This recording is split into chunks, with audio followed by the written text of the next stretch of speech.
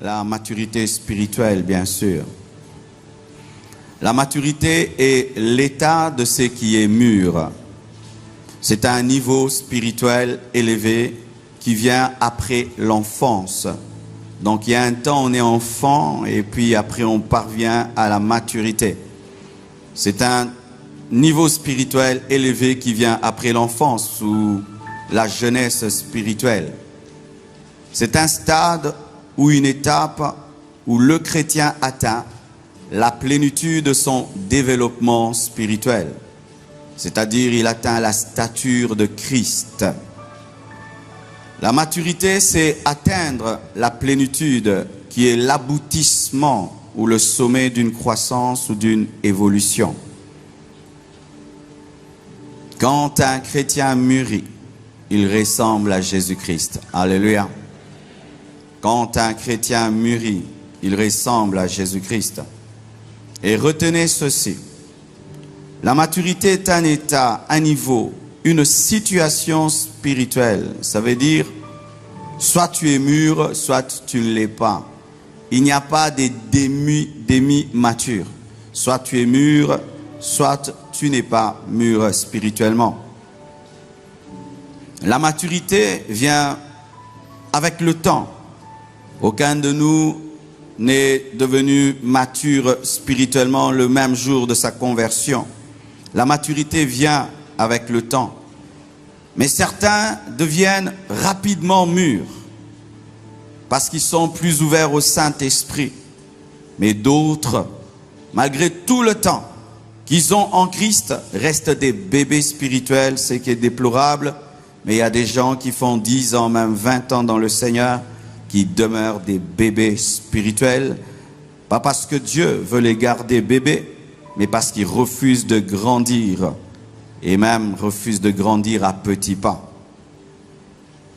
La maturité est la condition sine qua non pour être en possession de son héritage spirituel et matériel. Sans la maturité, tu ne peux entrer dans ton héritage spirituel et dans ton héritage matériel en Christ. Bien-aimés, lorsque nous lisons cette parole de Galates 4, versets 1 à 7, nous voyons que cette parole s'adresse à 3 types de personnes. Tout d'abord, cette parole s'adresse aux Juifs, qui sont les héritiers d'Abraham, mais qui, à cause de leur enfance spirituelle, étaient soumis à la loi jusqu'à ce que vienne Christ. Et la loi pour les fils d'Abraham, les Juifs, était un pédagogue qui les préparait à la grâce. Car l'Ancien Testament, c'est l'enfance, et le Nouveau Testament, c'est la maturité. L'Ancien Testament, c'est l'enfance, et la Nouvelle Alliance, c'est la maturité pour Israël. Mais aussi, cette parole parle à l'humanité, à la condition de l'humanité avant la venue de Jésus-Christ, qui était soumise à des puissances religieuses païennes, des vains rituels qui faisaient qu'à servir davantage l'homme au lieu de le libérer. Mais là n'est pas trop mon sujet. Je veux plus m'appesantir sur ceci. Ce passage parle aussi de la condition des chrétiens qui restent seulement des enfants de Dieu, mais refusent de devenir des fils de Dieu.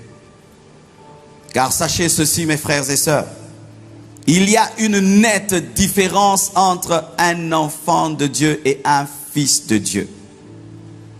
Tout enfant de Dieu n'est pas fils de Dieu. Mais tout fils de Dieu est enfant de Dieu, car avant que tu ne deviennes fils de Dieu, tu dois passer par l'enfance. Mais tout enfant de Dieu n'est pas fils de Dieu. Et des fois, les enfants de Dieu réclament les bénédictions des fils, réclament des choses qui n'appartiennent pas aux enfants, mais qui n'appartiennent qu'aux fils. Oracle est mon enfant. Il y a des choses, il peut même jeûner, prier, je lui donnerai jamais. Si Oracle fait un jeûne de 40 jours pour que je lui donne ma voiture et qu'il la conduise, je ne lui donnerai jamais cette voiture. C'est pas que je ne l'aime pas, cela va le tuer. Mon amour pour Oracle m'empêchera de lui donner cette voiture parce qu'il va se tuer et tuer plusieurs personnes. Et Dieu, par amour pour toi, ne fait pas encore certaines choses parce que ces choses vont te détruire et t'anéantir, car tu es enfant, mais tu n'es pas encore fils.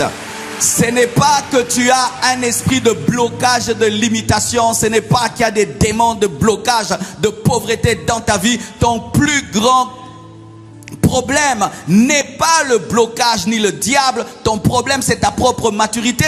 Car lorsque je refuse de donner à mon fils la voiture parce qu'il est enfant, ce n'est pas qu'il y a un esprit de pauvreté ou de blocage. C'est un problème de niveau, de temps, de maturité, de compréhension. Et aussi, il doit passer son permis de conduire. Alléluia.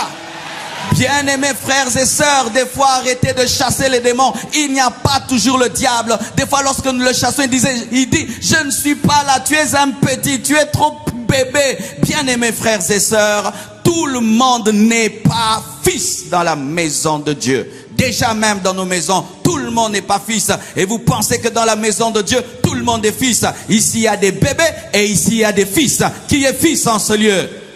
Lever la main ne fait pas non plus de toi un fils. Ça, tu le comprendras pendant ces jours. Car dire qu'on est fils n'est pas toujours synonyme qu'on est fils. Car certains fils sont des enfants. Alléluia. Il y a une nette différence. La Bible dit dans Jean 1, verset 12. À ceux qui l'ont reçu, elle a donné le pouvoir de devenir fils de Dieu.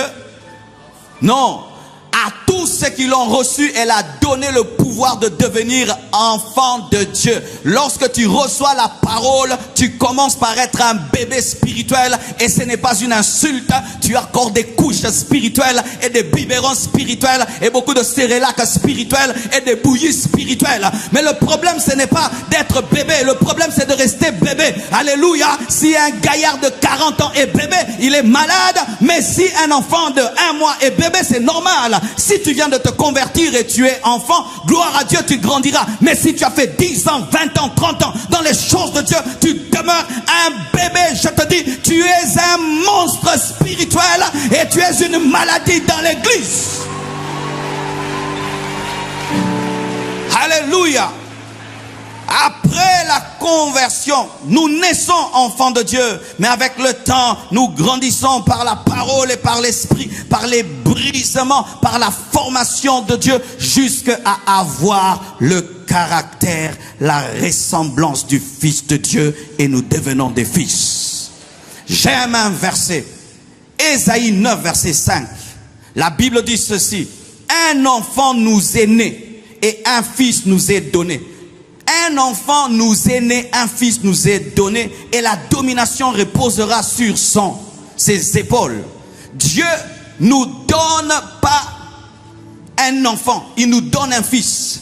L'enfant naît, mais c'est le fils qui est donné. Le Jésus bébé ne peut mourir à la croix. C'est celui qui a 33 ans qui peut mourir à la croix. Et il a accepté 30 ans d'anonymat afin de mûrir pour être offert. Si Jésus-Christ, le Fils de Dieu, a respecté le principe de la maturité, tel il est, tel nous sommes, nous devons également respecter le principe de la maturité. Que ce soit dans le ministère, que ce soit dans les affaires, que ce soit dans le mariage, nous devons respecter le principe de la maturité. L'enfant nous est né, mais c'est le Fils qui est donné. C'est le Fils qui meurt à la croix. C'est le Fils qui ressuscite. C'est le Fils qui se marie. Il est impossible que l'enfant se marie. Et le Jésus-Christ qui reviendra pour l'enlèvement ne sera pas un enfant, sera un fils. C'est pourquoi je suis contre toutes les représentations de Jésus-Christ bébé. Mon sauveur n'est pas bébé. Mon mari n'est pas bébé. Mon mari n'est pas bébé. C'est un péché et une insulte de représenter Jésus dans les bras de Marie bébé. Il n'est pas resté bébé. Celui qui est bébé, c'est celui qui est né, mais celui qui nous a été donné, qui est mort à la croix. Le Sauveur, le Roi des rois, c'est le Fils. Et chaque fois qu'on représente un Jésus bébé à côté d'une maman, bien aimé, entre maman et le bébé, c'est maman qui est plus importante. Bien aimé, Jésus-Christ est plus important que sa mère. Et c'est lui qui porte sa maman. C'est Jésus qui porte sa maman. Je dis que c'est Jésus qui porte sa maman. C'est Jésus qui porte sa maman. Sa mère était dans la chambre haute pour être baptisée du Saint-Esprit. Sa mère était dans la chambre haute pour parler en d'autres langues. Sa mère n'a pas prêché le jour de la Pentecôte, mais c'était Pierre. Alléluia. Jésus était déjà le sauveur de l'humanité lorsqu'il était dans la crèche. Mais Dieu a attendu qu'il croisse. Et la Bible précise que l'enfant croissait en sagesse, en stature devant les hommes et devant le Dieu. Si Jésus grandissait, toi aussi tu dois grandir, même si tu es fils de pasteur. Toi aussi tu dois grandir, même si tu es prédicateur. Toi aussi tu dois grandir, même si tu es apôtre. Toi aussi tu dois grandir, même si tu étais au début de l'église. Toi aussi tu dois grandir. Si Jésus grandissait, toi aussi tu dois grandir. Christ dans l'Ancien Testament est présenté comme l'agneau d'un an, maturité. Ce n'était pas l'agneau d'un mois qui était sacrifié, c'était d'un an, maturité. Et la Bible dit, et la domination reposera sur ses épaules. La domination ne repose pas sur les épaules de l'enfant, mais repose sur les épaules du Fils. C'est le Fils qui a l'autorité, qui a le pouvoir. Des fois, bien aimé, les démons te résistent parce que tu es un bébé spirituel. Oui, oui, oui, les principautés te résistent parce que tu es un bébé spirituel. Tant que Pierre était un bébé, les démons lui résistaient. Mais lorsqu'il a connu la Pentecôte et qu'il est devenu Pierre, il chassait les démons, même son ombre chassait les démons. Jusque-là, les démons t'envoûtent. Et la nuit, on peut te lier le cou, on peut t'étrangler. Bien aimé, c'est le signe que tu es un bébé. Car c'est seulement un bébé qu'on peut écraser la nuit, qu'on peut étouffer la nuit. Mais quand tu as grandi, tu as un gros coup, le coup de Jésus-Christ. Et personne ne peut t'étrangler. Bien aimé, certains rêves doivent t'énerver. Je dis certains rêves doivent t'énerver. Certaines attaques démoniaques doivent t'énerver. Je dis certaines attaques démoniaques doivent t'énerver. Avez-vous lu dans la Bible, Jésus-Christ a chassé les démons du possédé de Gadara. Et quand il s'est endormi, il était étouffé la nuit contre attaque démoniaque. Ils m'ont contre-attaqué. Bien aimé, si les États-Unis attaquaient un tout petit pays en Afrique, est-ce que ce petit pays va contre-attaquer? Bien aimé, tu crois la contre-attaque, c'est ta doctrine. Mais moi, quand je lis dans la Bible dit, je vous donne le pouvoir de marcher sur les scorpions, sur les serpents, sur toute la puissance de l'ennemi, et rien ne pourra vous nuire. Et rien ne pourra vous nuire. J'écrase, mais ça ne me nuit pas. Je marche, ça ne me fait pas du mal. Je marche sur les épines et rien ne m'arrive. Alléluia. La domination reposera sur ses épaules. Mais Christ est la tête, l'église est le corps. Et donc cette domination repose sur l'église. C'est seulement le Fils qui donne la domination à la femme. Un Jésus enfant ne donne la domination. C'est le Fils qui donne la domination. Et c'est l'église qui est fille, au lieu d'être bébé, qui manifeste l'autorité et la domination. Alléluia. Bien-aimés frères et sœurs, l'enfant de Dieu a la nature de Dieu. Mais le Fils de Dieu, au-delà de la nature de Dieu, a le caractère de Dieu. Si je vous présente mon fils, il a ma nature. Il a mon dos, il a ma tête, il a beaucoup de choses de moi. Côté nature, vraiment, j'ai même des problèmes avec lui ces derniers temps. Il a tellement vite grandi qu'il porte mes baskets. Donc j'ai un problème. Je prie qu'il grandisse vite pour qu'il laisse mes chaussures tranquilles. Maintenant, quand je m'achète quelque chose, c'est toujours deux avec Oracle. Vous imaginez? Quand Dieu distribuait la taille, j'étais pas là. Et il a ma nature. Il a beaucoup de choses comme moi. Des fois, je le regarde de loin. Il marche comme moi. Mais des fois, il dit des choses que je ne dirai jamais. Il fait des choses que je ne ferai jamais. Des fois, il est tout sale. Il a joué comme pas possible. Il a peur du noir et tout le reste. Mais moi, j'aime le noir. J'aime dormir dans le noir. Dans la nature, nous sommes pareils. Mais dans le caractère, nous sommes différents. Et l'enfant a la nature de Dieu. Mais il n'a pas le caractère de Dieu. C'est le Fils qui a le caractère de Dieu. C'est ainsi que des fois dans l'église nous sommes étonnés. Mais ce frère, il est frère ou pas frère? Il a la nature mais il n'a pas le caractère. Parce que c'est un enfant mais il n'a pas le caractère du père. Il ne parle pas comme le père. Il ne pense pas comme le père. Il n'a pas le cœur du père. Il n'a pas le pardon du père. Il n'a pas l'humilité du père. C'est ainsi que tu peux voir un enfant qui ressemble à son père, qui est humble mais il est orgueilleux. Mais il a la nature de son père. Il a les gènes de son père mais il n'a pas le brisement de son père. Parce qu'il est enfant mais il n'est pas fils. C'est seulement le fils qui a le caractère et la nature, mais l'enfant n'a que la nature. Tu as reçu la nature lorsque tu t'es converti. Tu as reçu le Saint-Esprit, mais si tu ne grandis pas, tu ne manifesteras pas le caractère de Christ. Au début de ma vie chrétienne, je ne comprenais pas cela. Je me disais, mais ces gens, non, c'est un enfant. Il a la nature de papa. Mais il n'a pas les caractères de papa. Il n'a pas les principes de papa. Il n'a pas la pensée de papa. Ainsi tu comprends que c'est impossible de vivre Christ sans être mature. C'est impossible de vivre Christ dans l'immaturité. C'est impossible. Alléluia. Entrons en profondeur. Ce passage nous enseigne encore que Dieu attendra tout le temps jusqu'à ce que l'héritier grandisse. La Bible dit que tant que l'héritier est un enfant, il n'est pas différent d'un esclave. Et même si tous les biens étaient à lui, il est assujetti à un tuteur jusqu'au temps fixé par le Père. Dieu attend. Certaines personnes ici, vous vivez 10 ans, 20 ans, vous appelez ça épreuve, galère, alors que Dieu attend seulement votre maturité. Plus vite tu grandis, plus vite tu entres. Je vous assure, certaines choses dépendent de ta croissance. Je vous assure, ça dépend de ta croissance. Même les parents, des fois, tu dis que cet enfant, c'est seulement à 18 ans qui va commencer à gérer l'entreprise, mais déjà à 16 ans, il manifeste une maturité. Tu lui dis, tu es précoce, tu peux le faire à 16 ans. Et sois précoce spirituellement. Je voudrais vous présenter un précoce spirituel appelé Paul. À peine converti, il pouvait discuter la parole. Et lorsque Pierre parle de ses enseignements, il dit que ses enseignements sont tellement compliqués, trop élevés, car il était précoce. Il est venu après eux, mais il a compris des choses qu'il ne comprenait pas. Il n'était pas dans la chambre haute, mais on l'a rencontré sur le chemin, mais il a compris sur le chemin des choses que eux n'avaient pas compris dans la chambre haute. Alléluia. Bien-aimés frères, tant que tu ne grandis pas, Dieu attendra.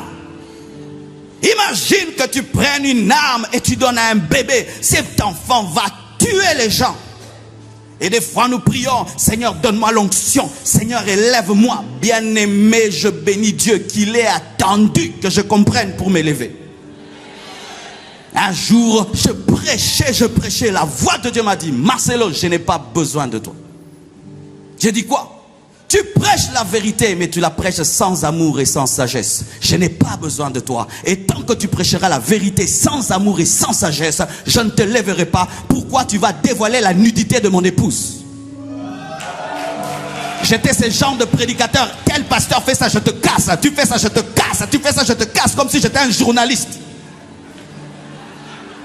Et Dieu m'a dit, je n'ai pas besoin de ça. J'ai dit, mais je prêche la vérité. Oui, tu prêches la vérité, mais sans ma sagesse et sans mon amour. Je pensais que les sorciers du Congo me bloquaient, mais il n'y avait pas de problème de sorcellerie, il y avait un problème de maturité. Et je t'assure, arrête de lier et de délier. Grandis. C'est ça. Est-ce que je peux parler? Est-ce que je peux parler?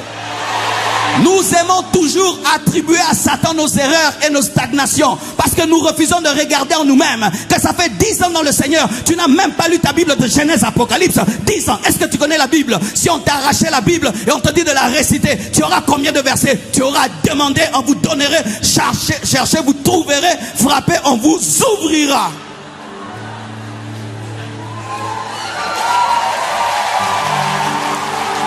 Des années dans le Seigneur. Tu n'as même pas maîtrisé la doctrine. Tu n'as même pas maîtrisé la doctrine. On te met face à un témoin de Jéhovah, tu fuis. Face à un branamiste, tu fuis. 10 ans dans le Seigneur. Mais quand quelqu'un fait 5 ans à l'université, il devient biologiste, chimiste, médecin. Mais toi, 10 ans dans le Seigneur, dans les blablabla, dans les critiques, les calomnies, les jalousies, les distractions. Et tu penses que le plan de Dieu va s'accomplir dans ta vie. J'étais mon propre problème. Il n'y avait pas de démon, c'était moi. C'était moi. Je voulais avoir une arme, pas pour protéger l'église, mais pour détruire l'église. Et Dieu ne m'a pas donné. Rarement nous admettons cela, que je suis un enfant. Rarement, tout le monde dit, je suis grand, j'ai grandi. Et j'ai grandi, c'est quoi? J'ai une responsabilité à l'église. Non? Bien-aimé, tu peux avoir une responsabilité à l'église par ton hypocrisie. Oh oui. Tu peux l'avoir par ton hypocrisie, par ta patience et ta diplomatie. Nous sommes des hommes, nous les pasteurs, nous ne maîtrisons pas tout. Je dis la vérité, je ne maîtrise pas toute l'église Compassion. Des fois ça m'échappe. Et vous glissez là. Et tu te retrouves à côté de l'homme de Dieu. On dit que tu as grandi. Bien-aimé, il est possible d'être Nicodème sans être né de nouveau. Il est possible d'être docteur de la loi. Tu n'es pas né de nouveau. Il est possible d'être chef des Juifs. Mais tu n'as pas connu le premier pas dans le royaume. Tant que tu n'as pas grandi, Dieu attendra. Ton ennemi n'est pas le diable, c'est Dieu. Il dit jamais ça n'arrivera. Tu n'auras pas. Tu veux te marier, mais tu as un esprit de célibat éternel. Dieu ne te donnera pas une femme pour que tu la fasses souffrir. Il ne te donnera pas. Tu es rebelle, tu veux que Dieu te donne une église. Pourquoi? Tu ne maîtrises pas l'argent. Tu veux que Dieu t'en donne pour que ça te détruise. Tu ne sais pas te soumettre. Tu veux que Dieu te donne l'onction pour ressusciter les morts. Pour que tu deviennes Dieu et qu'on t'adore.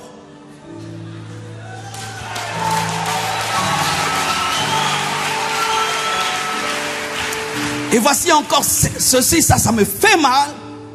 On dit que tant que l'héritier est un enfant, il ne diffère pas d'un esclave. L'esclave, c'est l'inconverti. C'est-à-dire que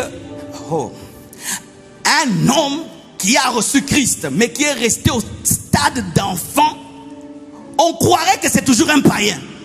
C'est ce que la Bible dit. Donc, mais il insulte aussi. Il peut danser ici. Je veux chanter et louer. Il danse aussi. Shakira là-bas. Tu es étonné à la fois qu'il soit à l'aise dans les choses de Dieu et dans les choses du monde. Tu te dis, qu'est-ce qu'il est? C'est un enfant, c'est pourquoi il ressemble à un esclave. Parce qu'un enfant peut habiter la maison avec un esclave. L'esclave lui dit, tu ne manges pas, tu ne dors pas et il ne dormira pas. Pourquoi? Il ne sait pas qui il est, c'est qu'il a.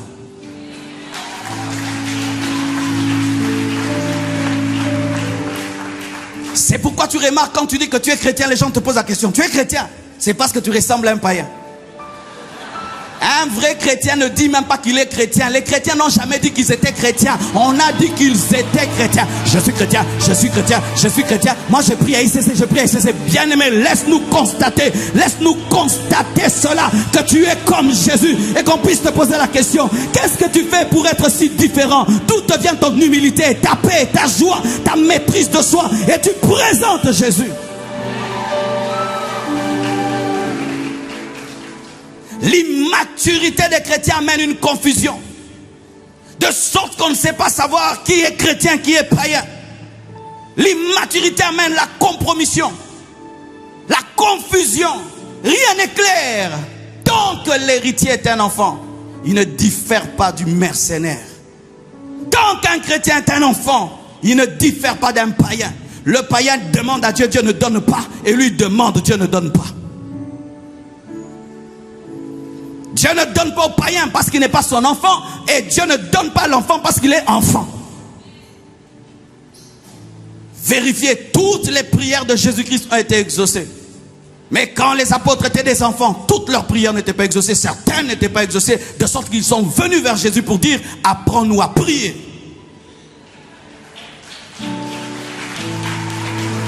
Alléluia.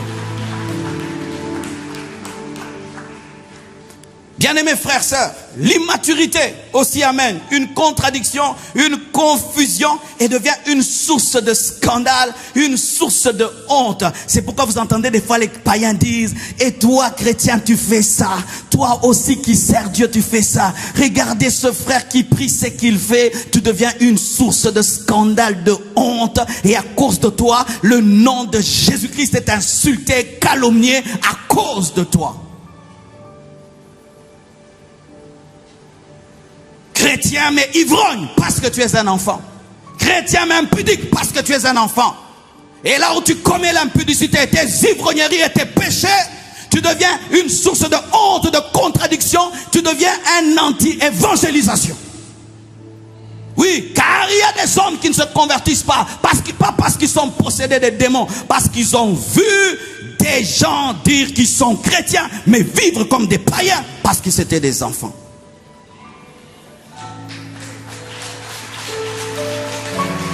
Le monde est déçu. Pourquoi? Ils ont cru que lorsque quelqu'un dit qu'il est chrétien, il vivra dans l'amour, mais il voit la haine. Il vivra dans la paix, il voit la guerre. Il vivra dans l'unité, il voit la division. Les problèmes même que l'Église a aujourd'hui, c'est un problème de maturité. De maturité. Nos églises sont devenues des crèches, des nurseries. Et vous savez, dans les nurseries, on aime beaucoup les choses sucrées. Un peu de chocolat, un peu de biscuit. C'est pourquoi vous voyez beaucoup de gens aiment des messages qui les flattent. Un peu de chocolat, un peu de biscuit. Et on devient diabétique, on a des caries dentaires spirituelles. Ah, Dieu va te bénir, Dieu va te bénir, Dieu va te bénir, Dieu va te bénir. Même si tu pêches, Dieu est avec toi, Dieu est avec toi. Un peu de chocolat, un peu de bonbons, et un peu de biscuit, un peu... Une nurserie. On n'aime pas les choses amères. On n'aime pas les choses dures. Où tu viens à l'église, on te bouleverse et tu perds ta paix pour avoir la vraie paix. On n'aime pas ça. Il est en train de me troubler. Oui, je suis venu te troubler. Car lorsque un enfant quitte la maternelle et va à l'université, des fois il rentre à la maison, il dit quoi? Papa, je n'ai rien compris. Il quitte l'université, il étudie davantage pour maîtriser les cosinus, les tangentes et les hypertangentes. Mais quand vous voulez nous garder à des prédications, oh tu vas te marier, tu vas voyager, même les païens ils aiment ça, les bonbons, les biscuits, les chocolats. Tu dois accepter le brisement, la crucifixion, tu dois accepter de te repentir, tu dois revenir à Dieu, tu dois te sanctifier, tu dois marcher dans la consécration. Et toutes ces autres choses tu les auras, car malgré que nous sommes adultes, nous mangeons des fois des chocolats. Mais au dessert. Give me amen. Alléluia. Lorsque le chocolat devient ton plat principal, tu es diabétique et tu deviens obèse et tu as la carie dentaire. Mais quand tu le prends au dessert, il n'y a pas de problème. J'aime la sainteté, mais j'aime aussi la bénédiction. Alléluia. Au dessert, au dessert, au dessert, au dessert. Mais mon plat principal, c'est la sainteté, c'est la consécration, c'est la vie de prière, c'est le brisement. Sinon, c'est la maternelle. La maternelle. Et vous faites de nous des prédicateurs de la maternelle. Si on va maintenant là où il y a les enfants, vérifiez, on leur donne des choses sucrées. Vrai ou faux? Je ne suis pas prophète, mais je sais qu'il y a du sucre quelque part là où il y a des enfants. Ici, vous prenez quelque chose, rien. Tu as grandi. Alléluia. Bien-aimés frères et sœurs, il y a dans la Bible un passage très édifiant à ce sujet. Si vous lisez dans Luc 15, versets 11 à 32. La Bible dit, un homme avait 2 fils. Au départ, 2 fils. L'un demande au père de lui donner son héritage. Et le père distribue aux deux. L'un reste avec cet héritage à la maison et l'autre s'en va. Il se livre à la prostitution et il dilapide les biens de son père jusqu'à travailler auprès d'un homme pour prendre soin de ses pourceaux. Rentrant lui-même, il va vers le père et il dit une chose: je ne suis pas digne d'être appelé ton fils, mais traite-moi comme l'un de tes mercenaires. Vous savez pourquoi? Parce qu'il s'était comporté comme un mercenaire. C'était un enfant. On l'a appelé fils, mais son comportement révélait que c'était un enfant. La Bible commence parlant des fils, mais le fils lui-même s'appelle mercenaire. Pourquoi? Comme il était enfant, il n'a pas su gérer les biens de son père. Il dit: je me suis comporté comme un mercenaire, traite-moi comme un mercenaire. Pourquoi? Un enfant est comme un mercenaire. Et quand il rentre à la maison, le fils qui est resté à la maison, on aurait dû croire qu'il est mature. Ah, lui au moins il est resté à la maison. Mais quand son frère rentre repentant et que son père est heureux, il se plaint, il dit: pourquoi moi qui suis resté là, tu n'as jamais fait de telle fête pour moi et mes amis? Le père maintenant au verset 31 lui dit: mon enfant. Luc 15 verset 11 commence au verset 11 avec deux fils, mais finit avec un mercenaire et un enfant, parce que les deux étaient des enfants appelés fils.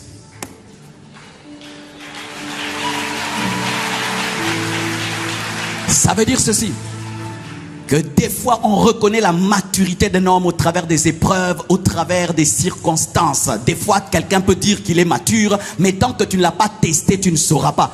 L'un était testé par la richesse, l'autre était testé par la grâce. L'un testé par la richesse s'est livré à la prostitution, mais l'autre, le problème ce n'était pas la prostitution, son problème c'était un mauvais cœur. Il n'avait pas le cœur du père. Lorsque le père pardonne, lui ne pardonnait pas. C'était un enfant. Écoutez ceci, écoutez ceci. Être mature spirituellement n'est pas toujours dans la sainteté, mais aussi dans la grâce. Un homme mature, quand Dieu pardonne, il pardonne. Quand Dieu restaure, lui aussi restaure. Il n'est pas dur là où Dieu est tendre. Il fonctionne avec le cœur de Dieu. C'est pourquoi lorsque Dieu a dit à Moïse: par le rocher, il a frappé. Dieu lui dit: tu n'entres pas. Pourquoi? Je veux pardonner, mais toi tu veux frapper. Tu n'entres pas. Tu ne révèles plus mon cœur. Le fils aîné ne connaissait pas le cœur de son père, mais il était dans la maison du père. Ce sont ces chrétiens qui, entre guillemets, paraissent être saints, toujours à l'église, priant, jeûnant, mais avec des mauvais cœurs, des bébés spirituels. Il n'est pas dans l'impudicité, il n'est pas dans la drogue, il n'est pas dans toutes ces choses, mais il a un mauvais cœur. Lorsqu'un frère a abandonné Dieu, revient vers Dieu, se répand, lui, il est toujours là pour rappeler ses péchés comme s'il était vice-Dieu.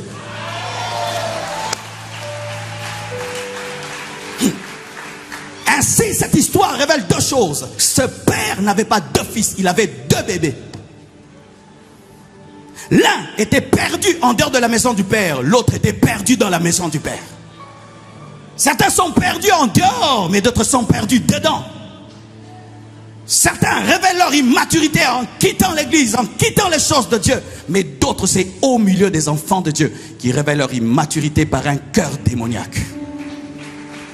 Il était à côté du père, mais il ne connaissait pas le père, parce qu'il était immature, même s'il s'appelait fils aîné. Être le premier n'est pas toujours signe que tu es premier.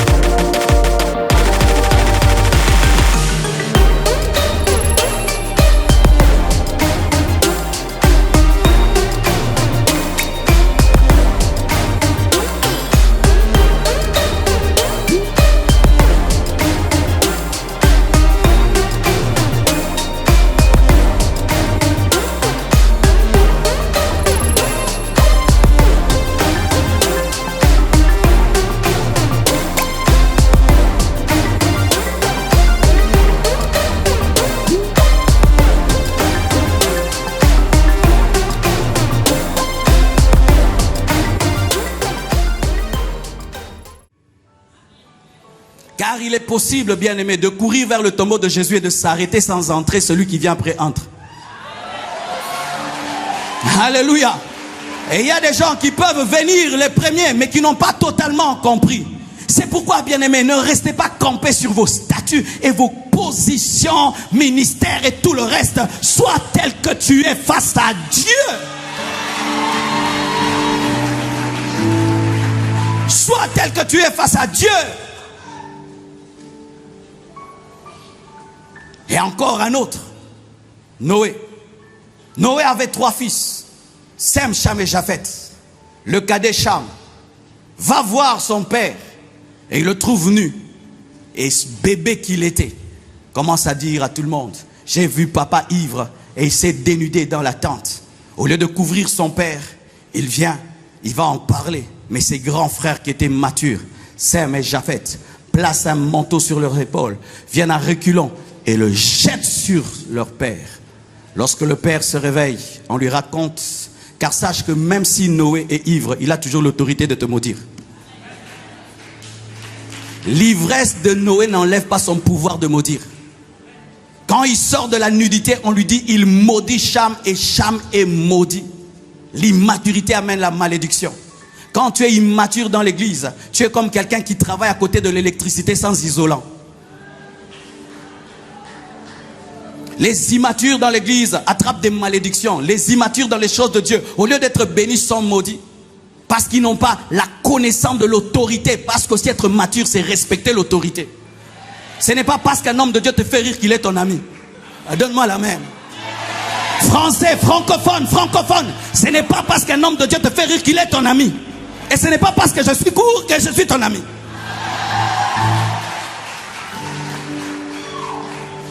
Nous touchons facilement à l'autorité, nous les francophones. Facilement. Tu sais, pasteur. Ah oui, ça nous crée souvent des problèmes. Et au lieu que vous soyez bénis dans la maison de Dieu, dans le royaume de Dieu, vous attrapez des lèpres et des malédictions. Il voit son père et couvre pas. Et il est maudit, lui et toute sa descendance. Et c'est une chose que j'apprécie dans l'homme de Dieu. Ça, c'est cela, pasteur Ivan. Je le vois comment il respecte ses pères et ses aînés. Ah, il m'a beaucoup défié et édifié. Il peut dire: je n'ai plus besoin de personne, je suis devenu grand et tout. Mais malgré tout, je le vois comment il se soumet. Même moi, ça m'a mis à jour.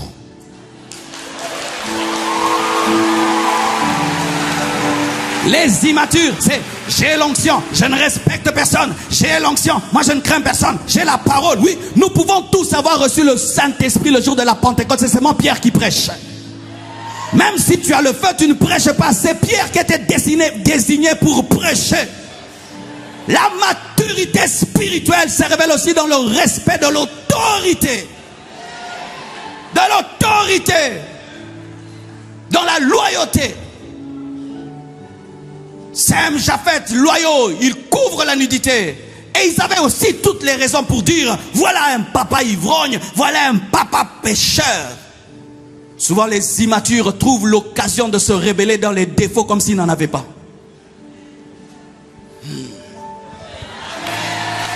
Oui, parce qu'il a fait, parce que toi tu ne fais rien.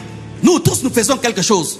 Mais ce que Noé a fait est connu. Mais ce que toi tu fais, est-ce que c'est connu? Dieu le voit, mais personne ne le sait. Ce n'est pas parce que personne ne sait que tu ne fais rien. Ce n'est pas parce que on ne t'a pas attrapé nu dans la tente que toi tu n'as pas un endroit où tu te dénudes.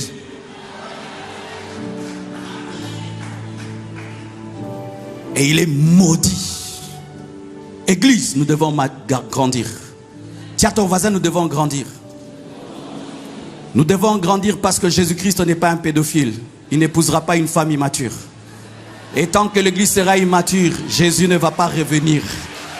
L'une des choses qui empêche l'enlèvement de l'église, c'est l'immaturité de l'église qui risque de transformer Jésus-Christ en pédophile.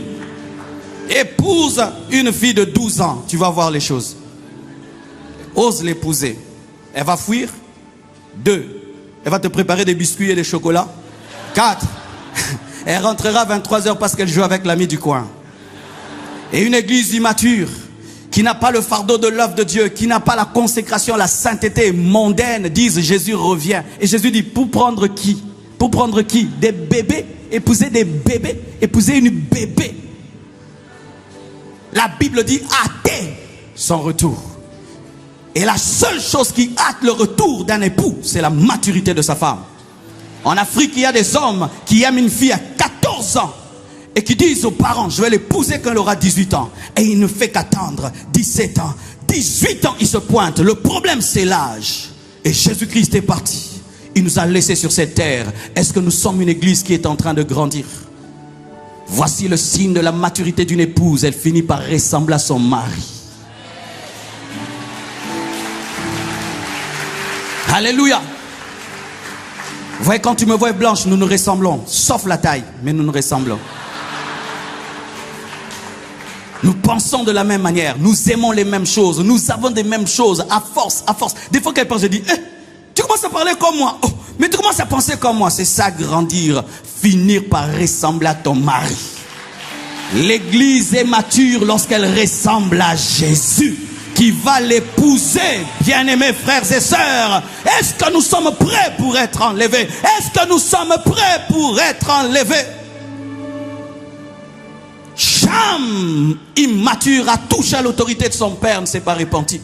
Mais j'aime quand même le fils prodigue. Il a demandé pardon. Il est revenu. Il a dit, je me suis comporté comme un esclave. Traite-moi comme un esclave. Mais le Père l'a restauré par sa grâce. Toi aussi, tu peux dire ainsi.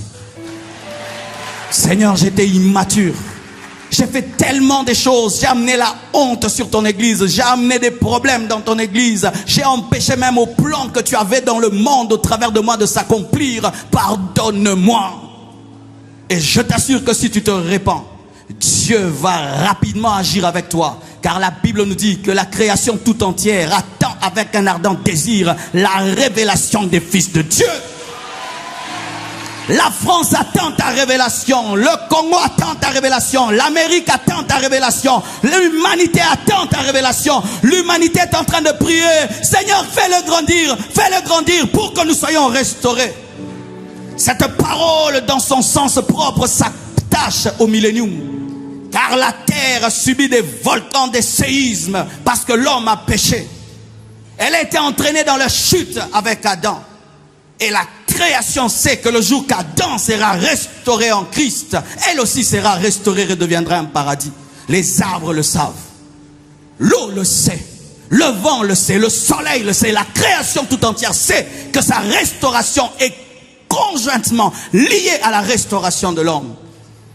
Si, bien aimé, notre restauration peut amener la restauration du soleil, la restauration de la terre qui devient un paradis, à combien plus forte raison notre restauration présente n'influencera-t-elle pas nos familles, nos églises, nos nations?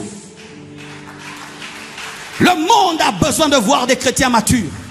Il est député mais il craint Dieu. Il est riche mais il craint Dieu. Il est fidèle à son épouse. Il est loin du Saint-Esprit, mais il est humble. Dieu l'utilise dans les signes, des prodiges et des miracles, mais il est simple comme un enfant. Le monde veut voir au travers de nous Jésus. Le monde a soif. Le monde a soif. C'est pourquoi ils accourent derrière des gourous. Ils vont derrière des faux dieux, parce qu'ils ont soif de voir dans des hommes Dieu. Alléluia. Tu peux te fixer ce rêve et ce défi. Je veux que le monde voie au travers de moi Dieu. Je veux ressembler à mon époux céleste. Je vais être prêt pour être enlevé. Par ma marche, par mon caractère, bien-aimé. Et pour terminer, voici souvent un problème qu'il y a dans l'église au sujet de la maturité. Certaines personnes pensent que la maturité est liée aux dons spirituels. S'il prophétise, il est mature. S'il donne des paroles de connaissance, il est mature. S'il fait marcher des paralytiques, il est mature. Les dons spirituels ne sont pas le fruit de l'esprit. Le fruit de l'esprit, c'est la maturité. Mais le don, ce sont les capacités que Dieu te prête. Il est possible d'ouvrir les yeux de l'aveugle et être un orgueilleux. Il est possible de faire entendre le sourd, mais d'être un impudique. C'est pourquoi nous sommes étonnés de voir des fois des hommes qui font des miracles, mais être dans des scandales. Tu te dis, comment lui qui est aussi mature? Non, il est aussi utilisé. Est-ce que ce micro connaît la parole? Mais il dit des choses. Mais est-ce qu'il connaît la parole? C'est un instrument. Faites attention lorsque Dieu vous utilise sans tenir compte de vous. Tu n'es pas différent de l'ânesse de Balaam qui a prophétisé sans avoir le Saint-Esprit. Alléluia. Faites attention à cela. Je prie, les malades sont guéris. Je prêche et ceci, cela. Tout cela n'est pas souvent le signe de la maturité. La maturité, c'est le fruit du Saint-Esprit. La douceur, la foi, la bénignité, la tempérance. Ces choses aussi simples, mais c'est ça qui révèle la maturité. Autour du vêtement du souverain sacrificateur, il y avait des clochettes et des grenades. Les clochettes qui révèlent les dons, les grenades qui révèlent les fruits. Et les grenades avaient plus de valeur que des clochettes, pesaient plus que les clochettes, révélant des gens que le caractère est plus important que les dons spirituels. Entre un homme qui a le caractère de Jésus et un homme qui est utilisé par Jésus, je préfère celui qui a le caractère de Jésus. Le ministère n'est pas un signe de maturité. Les dons spirituels ne sont pas des signes de maturité. Parler en d'autres langues n'est pas un signe de maturité. Mais pardonner, oublier, là tu es mature. Aimer tes ennemis, là tu es mature. Alléluia. Accepter d'être brisé, là tu es mature. Mourir à toi-même, là tu es mature. Avoir une vie disciplinée, là tu es mature. Accepter l'épreuve avec joie, là tu es mature. C'est pourquoi au ciel nous serons étonnés par une chose. Ceux qui ne seront pas très près de Christ et ceux qui seront près de lui. Ce sera ce frère-là qui lavait les toilettes à la droite de Jésus. Le frère qui passait ici, loin. Parce que lui, il lavait les toilettes, mais il avait la nature. Je vous assure, les plus grands au milieu de nous, nous ne les connaissons pas. Nous ne les connaissons pas, nous ne les connaissons pas. Peut-être c'est un pasteur qui est dans la forêt équatoriale en train de prêcher à des pygmées là-bas, qui est le plus grand serviteur de Dieu. La maturité, c'est dans ton caractère. Ce n'est pas dans les dons. C'est pourquoi, frère, sœur, je te donne un secret. Et Paul le dit, aspirez aux dons spirituels. Mais je vais vous présenter la voie la meilleure. L'amour n'est pas. L'amour n'est pas. Tu veux guérir les malades, aie compassion des malades. Tu veux devenir une source de bénédiction, aie le fardeau des autres. Commence à opérer dans le fruit et le fruit va attirer les clochettes. Commence à opérer dans le fruit, commence à opérer dans la nature et la nature va te donner les capacités. Et Dieu n'aura pas peur d'un tel homme, car l'homme qui a le fruit de l'esprit et les dons spirituels donne à Dieu la paix. Il est comme Christ. Christ pouvait dire, Père, pardonne-leur, car ils ne savent pas ce qu'ils font. Mais il peut aussi dire à Lazare, sors. Il peut à la fois marcher sur l'eau, mais il peut aussi laisser Jean dormir sur sa poitrine. Il peut dormir et parler à la tempête, mais peut aussi pardonner, même à Barabbas. C'est ça Jésus. Jésus n'est pas que miracle, il est aussi amour. Il n'est pas que amour, il est aussi miracle. C'est dans cet équilibre que nous trouvons la maturité. Que Dieu vous bénisse abondamment. Nous nous tenons debout, nous allons prier le Seigneur. Oh, prions le Seigneur. Je t'ai cherché.